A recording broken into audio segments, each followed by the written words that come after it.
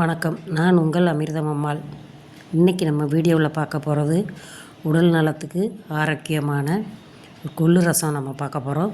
இந்த கொள்ளு ரசம் சாப்பிட்றதுனால நம்மளுக்கு என்னென்ன நன்மை இருக்குது அப்படிங்கிறதையும் பார்க்க போகிறோம். கொள்ளு ரசம் கமக்கமன்னு வாசத்தோடு பார்க்கும்போதே ஊற்றி சாப்பிட்ணும் போல் இருக்குது. இதில் என்னென்ன பொருள் சேர்த்துருக்கோங்கிறத பார்க்கலாம். இதில் என்னென்ன பொருள் சேர்த்துருக்கோங்கிறத வீடியோவை கடைசி வரைக்கும் பாருங்கள்.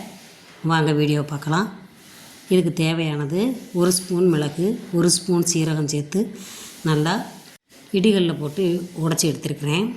சமைக்கிறதுக்கு அரை மணி நேரத்துக்கு முன்னாடியே கொள்ளு பயிரை ஊற வச்சுருந்தேன். அதை குக்கரில் சேர்த்து ஒரு 1.5 டம்ளர் தண்ணி சேர்த்து வேக வச்சிடலாம். இதில் ஒரு 4-5 விசில் விட்டு வைங்க, சீக்கிரமாக வெந்துடும். வெந்துட்டு அதை எடுத்து பார்த்தோம்னா அதில் இருக்க தண்ணியை நம்ம வெளியில் ஊற்றக்கூடாது. அந்த தண்ணி தான் நம்மளுக்கு ரசத்துக்கு தேவையானது. நல்லா தண்ணியை வடிகட்டி நம்ம எடுத்துக்கலாம். இந்த பயிரை சாப்பிட்ணுன்னாக்க மிளகு சீரகம் போட்டு வெங்காயம் பச்சை மிளகா போட்டு தாளித்து கூட சாப்பிட்டுக்கலாம்.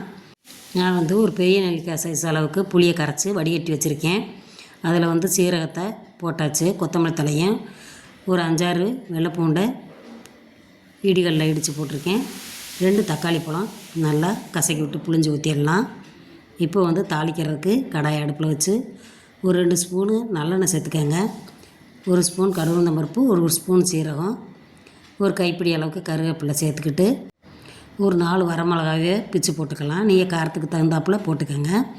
இதை நல்லா வதக்கி விட்டுட்டு வத்தல் நல்லா பொரிஞ்சு வந்தோடனே ஒரு 1/2 டீஸ்பூனு மஞ்சத்தூள் சேர்த்துக்கலாம். ஒரு 1/2 டீஸ்பூனு பெருங்காயத்தூள் சேர்த்துட்டு பெருங்காயத்தூள் நல்லா பொரிஞ்சு வரட்டும். அதுக்கப்புறமா நம்ம கரைச்சி வச்சுருக்க புளி கரைசலை ஊற்றிடுவோம். இதுக்கு தேவையான அளவுக்கு தண்ணி சேர்த்துக்கலாம். தண்ணியை சேர்த்துட்டு கொஞ்சமாக தேவையான அளவு ஒரு கல் உப்பு சேர்த்துக்கோங்க. கல் உப்பு சேர்த்துட்டு இப்போ நம்ம கொள்ளு தண்ணியை அதில் சேர்த்துடலாம். இந்த கொள்ளு தண்ணி சேர்த்து நம்ம செய்யும்போது உடலுக்கு நல்லா வலிமையாக இருக்கும், கெட்ட கொழுப்பை குறைக்கும். இதில் நம்ம புளிக்கரைசல் சேர்க்கும்போது துளசி தூதுவளை இருந்தால் இதில் போட்டோம்னா நாள்பட்ட சளியும் இது குறைச்சிரும்.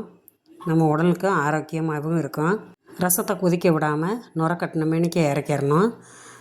மிளகு சீரகம் நுணுக்கும்போது ஓமம் இருந்துச்சுன்னா அந்த ஓமத்தையும் சீரக மிளகில் போட்டு நம்ம நுணுக்கி போட்டோம்னா குழந்தைகளுக்கு சளி எவ்வளோ சளி இருந்தாலும் கரைச்சி எடுத்துரும்.